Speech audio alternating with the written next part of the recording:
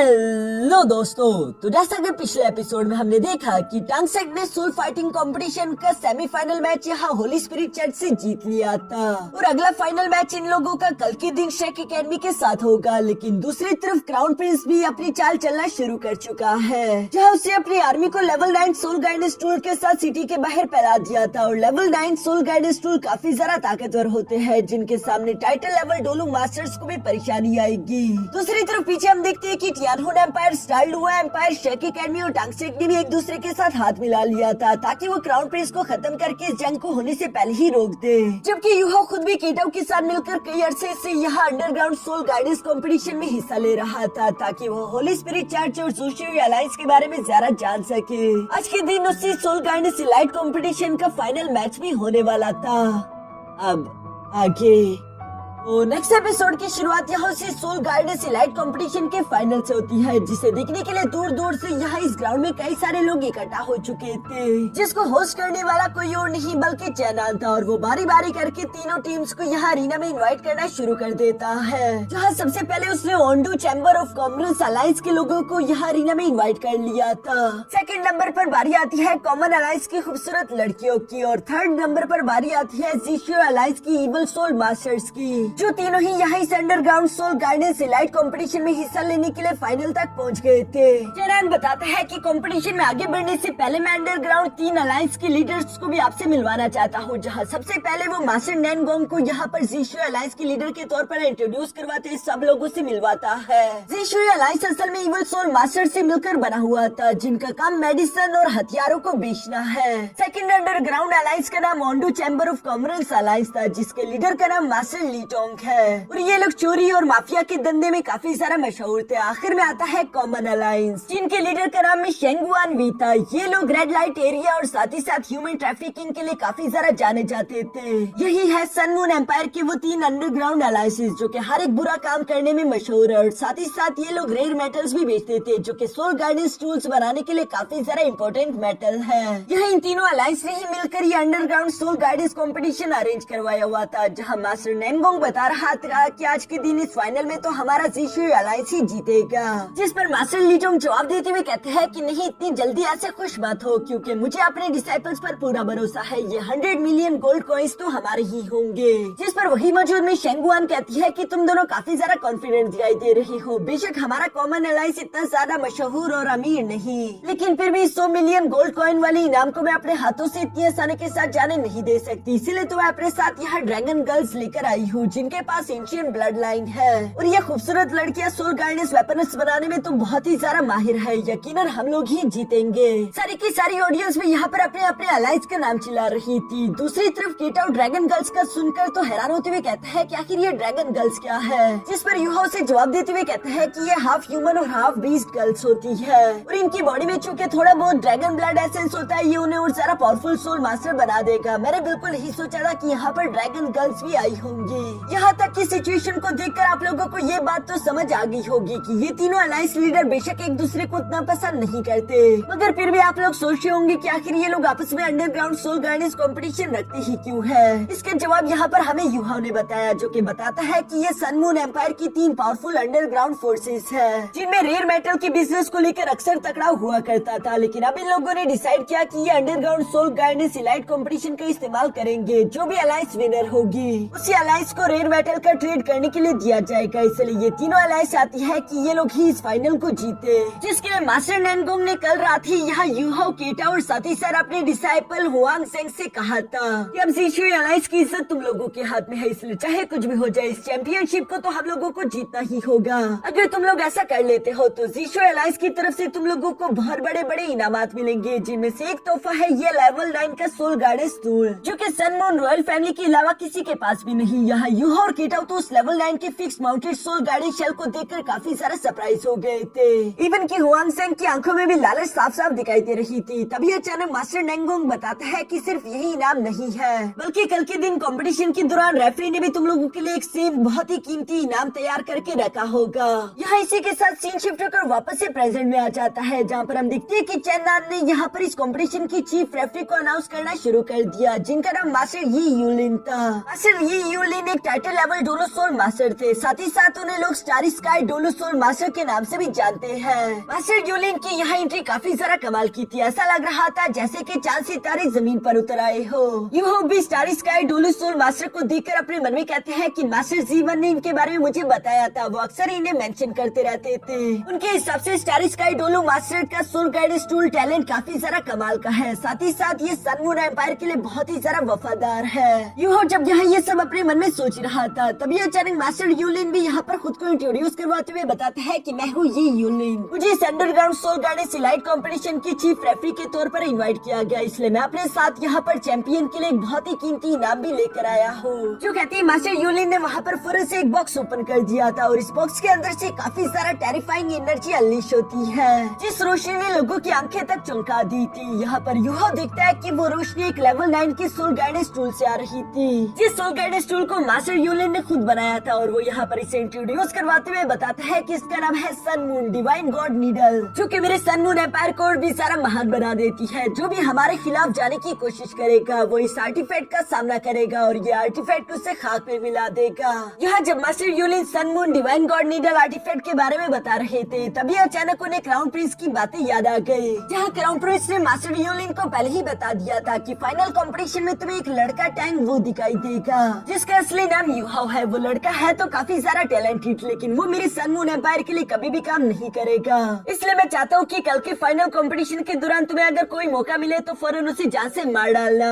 ये सब सोचते हुए मास्टर यूलिन नीचे की तरफ मौजूद यूहो की तरफ देखने लगे। यूहो भी उनकी आंखों में ही देखता जा रहा था। अभी अचानक मास्टर यूलिन यहाँ पर अपने sun moon divine god needle के अटैक्स के बारे में बताते हैं कि ये सोल गाइडेंस टूल कितने पावरफुल अटैक जनरेट कर सकते हैं। ये 30 किलोमीटर तक दूर के अपने टारगेट को आसानी के साथ हिट कर पाएगा, मगर ये सोल गाइडेंस टूल काफी सारा एनर्जी कंज्यूम करता है, इसलिए इसे यूज करने के लिए बहुत ही सारा सोल पावर की जरूरत पड़ेगी। यूहो और बाकी के सब लोग यहाँ पर इस सोल गाइडेंस टूल की टेरिफाइंग पावर के बारे में जानकर काफी सारा सरप्राइज दिखाई दे रहे थे। तभी अचानक मास्टर यूलिन कहता है कि चलो अब बातें बहुत हो गई और ज्यादा टाइम न जाया करते हुए हम लोग इस underground soul guidance elite competition के फाइनल को शुरू करते हैं। जिस फाइनल में तुम में से हर एक डिसाइपल के पास पूरे के पूरे 3 घंटे होंगे और इस 3 घंटे के दौरान तुम लोगों को एक सोल गाइडेंस टूल बनाना है जिसका सोल गाइडेंस टूल सबसे ज्यादा बेहतरीन होगा। वही अलायंस होगी इस फाइनल कंपटीशन की विनर। जो सुनते वहाँ पर मुझे जितने भी डिसाइपल्स थे वो फौरन अपने अपने काउंटर पर जाते हुए सोल गाइडेंस टूल्स बनाना शुरू कर देते हैं। मास्टर नेनगोंग देख रहा था कि पता नहीं क्यों लेकिन यूहो की रफ्तार पहले से काफी ज्यादा स्लो दिखाई दे रही थी। इसके बाद सीन शिफ्ट होकर दूसरी तरफ यहाँ क्राउन प्रिंस और भी सोरेज पर भी आ गया था, जहाँ दोनों ही मिलकर कड़की के पास खड़े थे। यहाँ क्राउन प्रिंस भी सोरेज से कहता है कि तुम्हें भी तो सोल गाइडेंस में काफी दिलचस्पी थी, क्या तुम अंडरग्राउंड सोल गाइडेंस कंपटीशन का फाइनल देखने के लिए नहीं जाओगी? जो सुनकर मिस सोरेज भी काफी प्यार से जवाब देती हुई कहती है कि मैं सिर्फ आपके साथ रुकना चाहती हूँ, आपको छोड़कर मैं कहीं नहीं जाना चाहती। जो सुनकर दूसरी तरफ क्राउन प्रिंस ने भी रोमांटिकली मिस सोरेज का हाथ पकड़ लिया था और वो उसकी आंखों में देखते हुए कहता है कि मुझे भी तुम्हारा साथ पसंद है, मैं भी आधी रात को तुम्हारी आंखों में चांदनी रोशनी देखना चाहता हूँ। यहाँ क्राउन प्रिंस अभी ये सब कह ही रहा था कि तभी अचानक बाहर का मौसम बदलने शुरू हो गया। जो सब देखकर क्राउन प्रिंस कहता है मगर कुछ लोगों को शायद मेरी खुशी बिल्कुल भी मंजूर नहीं और वो लोग मुझे परेशान करने के लिए यहाँ पर आ गए। क्राउन प्रिंस का बस ये कहना ही था कि तभी अचानक हम आसमान में 2 डोलो सोल मास्टर को तेजी के साथ यहाँ महल की तरफ बढ़ते हुए देखते हैं, जिनका रास्ता ब्लैक ड्रैगन ने फौरन एक पोर्टल को ओपन करते हुए तेजी के साथ बाहर की तरफ आते हुए रोक दिया था। ये 2 title level Douluo soul master कोई और नहीं बल्कि एक मास्टर जुआन और दूसरे बॉडी सेट के लीडर मास्टर डी बूसी थे। जहाँ मास्टर डी बूसी अपने सामने ब्लैक ड्रैगन को देखकर गुस्सा होते उससे ताना देकर मारते हुए कहते हैं कि अब तुम एक महल के कुत्ते बन चुके हो। मुझे लगा था कि ब्लैक ड्रैगन एक महान वॉरियर है, ये मुझे मालूम नहीं था कि वो एक चौकीदार बन चुका है। सच में लोग वक्त के साथ कितना बदल जाते हैं। जो सुनकर दूसरी तरफ ब्लैक ड्रैगन भी मास्टर डी बूसी को ताना देकर बोलते हुए कहता है कि तुम्हारा भाई भी तो मास्टर मू के साथ फाइट करते हुए मारा गया था ना, लेकिन देखो आज के दिन तुम खुद शेक एकेडमी के साथ हाथ मिलाकर यहाँ पर आ चुके हो। लगता है कि तुमने अपने भाई की मौत को बुला दिया। जो सुनकर डी बूसी गुस्सा होते हुए कहता है कि खामोश हो जाओ, तुम खुद भी एक टाइम पर हेमली सोल एम्पायर में रहा करते थे। अब तुम अच्छे से जानते हो कि sun moon empire heavenly soul empire के खिलाफ जाने वाला है और उन पर वो कब्जा कर लेगा। ये सारी बातें जानने के बावजूद भी तुम उस सिविल इंसान का साथ दे रही हो। मैं तो बस सिर्फ यहाँ पर आया हूँ तुम्हें रोकने के लिए। ब्लैक ड्रैगन उसकी बातें सुनकर जवाब देते हुए कहता है कि इस तरह से एक दूसरे पर इल्जाम लगाने का कोई फायदा नहीं। अब तो जंग का समय है, इसलिए टाइम ज़ाया मत करो। तुम दोनों मिलकर एक साथ मुझ पर हमला कर सकते हो। जो सुनते ही फौरन से मास्टर डी बूसी और मास्टर जुआन दोनों ने ही अपनी नो सोल रिंग की पावर्स एक्टिवेट कर ली थी और ऐसा करते ही ये दोनों तीसरी के साथ जमकर करते फौरन से ब्लैक ड्रैगन के साथ टकरा गए। यहाँ पर ये फाइट बहुत ही ज्यादा खतरनाक दिखाई दे रही थी, जिस फाइट को देखकर तो नीचे की तरफ मौजूद क्राउन प्रिंस मुस्कुरा रहा था। दूसरी तरफ ऊपर हम देखते हैं कि मास्टर जुआन जो कि अपने बुल फॉर्म में आ चुका है, वो आगे की तरफ बढ़ते हुए तेजी के साथ यहाँ पे full powerful punches black dragon पर बरसाना शुरू हो गया, लेकिन ब्लैक ड्रैगन को उससे जरा सा भी फर्क नहीं पड़ रहा था। मास्टर जुआन का साथ देने के लिए दूसरी तरफ मास्टर डीबोसी ने भी फौरन से अपनी बॉडी टेक्निक एक्टिवेट कर ली थी और वो भी तेजी के साथ आगे की तरफ बढ़ते हुए ब्लैक ड्रैगन पर हमला करने लगता है, जहाँ ब्लैक ड्रैगन ने इन दोनों के पंचेस को एक साथ ही ब्लॉक कर दिया था। साथ ही साथ वो इनसे कहता है कि अभी तुम दोनों इस काबिल नहीं हुए कि तुम दोनों मिलकर भी मेरा अकेले मुकाबला कर सको। नीचे की तरफ क्राउन प्रिंस भी ये सब होता हुआ देख रहा था और वो अपने मन में ब्लैक ड्रैगन की तारीफ करते हुए कहता है कि सच में ब्लैक ड्रैगन सबसे महान पावर हाउस है इस जनरेशन का, क्योंकि ब्लैक ड्रैगन एक अल्टीमेट सुप्रीम डोलू सोल मास्टर है जिसका रैंक लेवल 99 था और उससे मुकाबला करने वाले ये बाकी दोनों मास्टर 98 लेवल के सुपर डोलू मास्टर है। और इन दोनों से अकेले टकराते हुए भी यहाँ पर ब्लैक ड्रैगन को जरा से भी मुश्किल नहीं आ रही थी। तभी अचानक दूसरी तरफ आसमान में हम देखते हैं कि मास्टर जुआन खुद को ताकतवर करने के लिए फौरन अपनी रेजिंग डिवाइन बुल टेक्निक को एक्टिवेट करना शुरू हो गए, जिसकी वजह से मास्टर जुआन की पावर पहले से भी ज्यादा इंक्रीज हो जाती है। साथ ही साथ यहाँ पर ब्लैक ड्रैगन के सामने एक बहुत बड़ा डिवाइन बुल समन हो चुका था, जबकि साथ ही मास्टर जुआन का साथ देने के लिए हम देखते हैं कि मास्टर डीबोसी भी फौरन अपने 7 स्टार बॉडी टेक्निक एक्टिवेट कर लेते हैं, जिसकी वजह से उनकी भी जायंट स्पिरिट फॉर्म वहाँ पर समन हो चुका था और ये दोनों मिलकर उस ब्लैक ड्रैगन से जाकर टकराने लगे।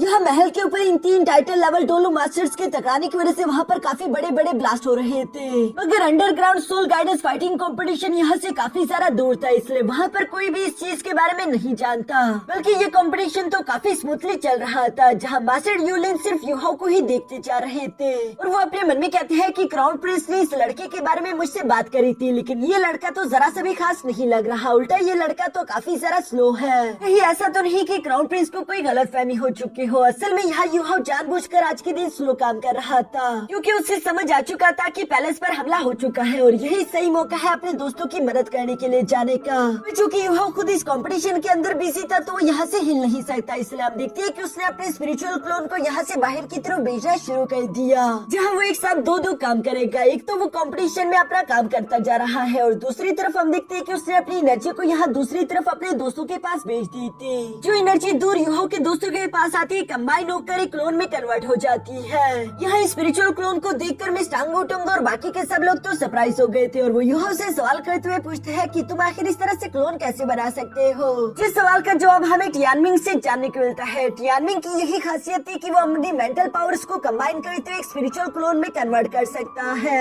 युहाओ ने भी बिल्कुल ऐसा ही काम किया, जहाँ वो अपने दोस्तों को बताता है कि फिलहाल मैं एक स्पिरिचुअल फॉर्म में हूँ, इसलिए फाइटिंग कॉम्बैट्स में मैं तुम लोगों की मदद नहीं कर पाऊंगा, लेकिन स्पिरिचुअल टेक्निक्स के इस्तेमाल करते हुए मैं तुम लोगों का साथ दे सकता हूँ। इसके बाद हम देखते हैं कि ये लोग तेजी के साथ यहाँ जीशो अलायंस के हेडक्वार्टर्स की तरफ भागने लगे, जहाँ रास्ते में भागते हुए युहाओ अपने मन में कह रहा था कि पैलेस के ऊपर 2 98 लेवल के वॉरियर्स एक 99 लेवल के डोलू मास्टर से टकरा रहे हैं। ये फाइट काफी ज्यादा खतरनाक होगी। अगर मुझे आज के दिन अपने दोस्तों के साथ ये जरूरी मिशन कंप्लीट ना करना होता तो मैं ये फाइट जरूर देखने के लिए चाहता, क्योंकि इस फाइट से मुझे काफी कुछ सीखने को मिल सकता था।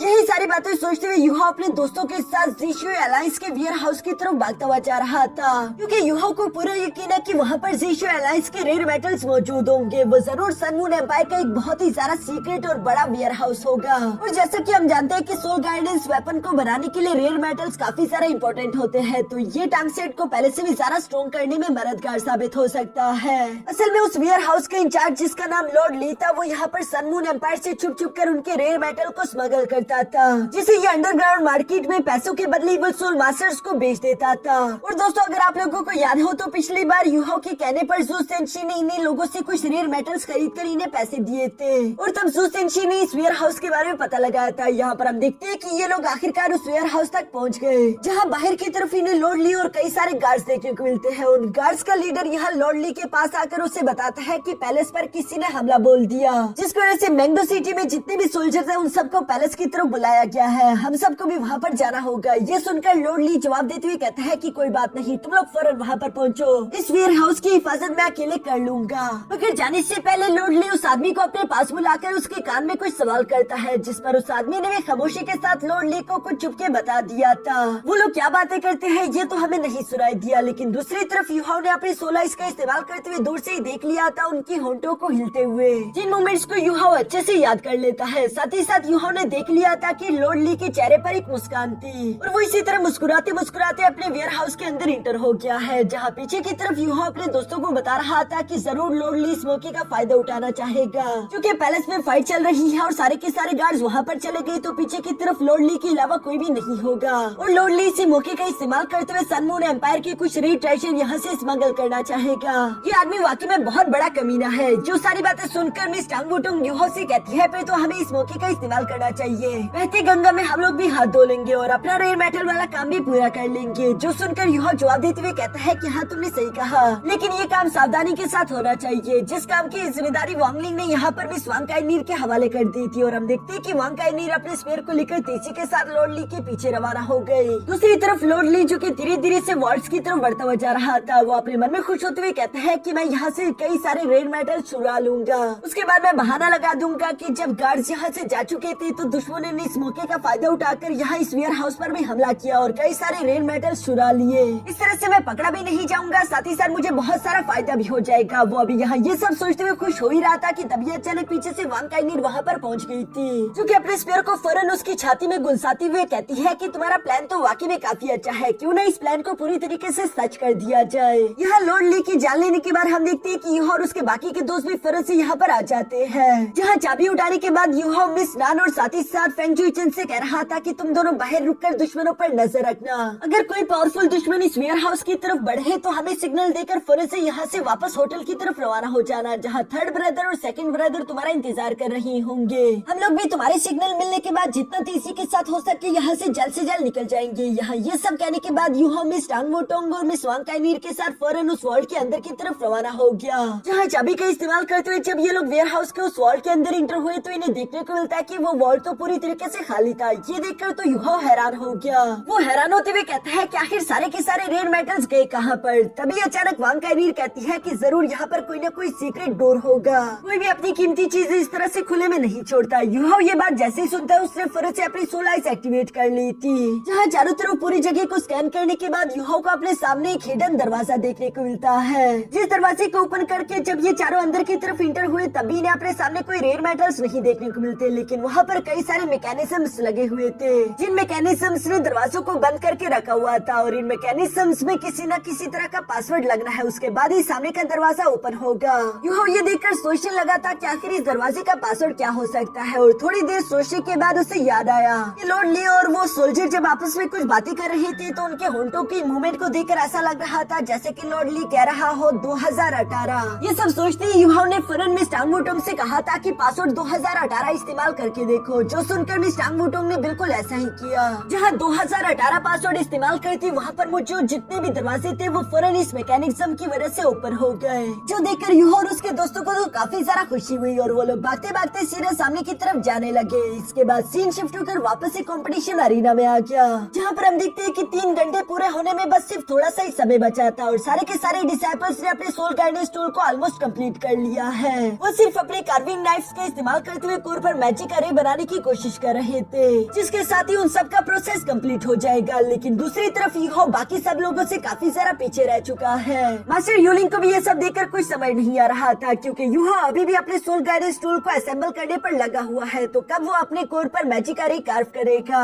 ये सिचुएशन यहाँ पर इसी तरह से चल रही थी। मास्टर नैनगोंग भी काफी ज्यादा परेशान दिखाई दे रहे थे। तभी अचानक वहाँ पर डिप्टी लीडर आ गए, जो कि होली स्पिरिट चर्च के लीडर यानी कि मास्टर जोंगली की वाइफ है, और यही वजह है कि मास्टर नैनगोंग उनसे इतना सारा घबराता था, जिनका असली नाम मिस फेंग लिंग है, यानी कि जीशु एलाइस असल में होली स्पिरिट चर्च का ही एक छोटा सा हिस्सा है। जहाँ मिस फेंग लिंग मास्टर नैनगोंग से सवाल करते हुए पूछ रही थी कि क्या सिचुएशन है। तभी अचानक मास्टर नैनगोंग उन्हें रिपोर्ट करते हुए बताता है कि किसी ने पैलेस पर हमला बोल दिया और इसी वजह से फिलहाल सिचुएशन काफी ज्यादा खराब है। क्या हमारा होली स्पिरिट चर्च भी इसमें इन्वॉल्व होगा? फिर तो हम लोगों को भी यहाँ से निकलने की जल्दी करनी चाहिए। यहाँ पर ये सारी बातें चल ही रही थी और इसी के साथ हमारा ये एपिसोड यहीं पर खत्म हो गया।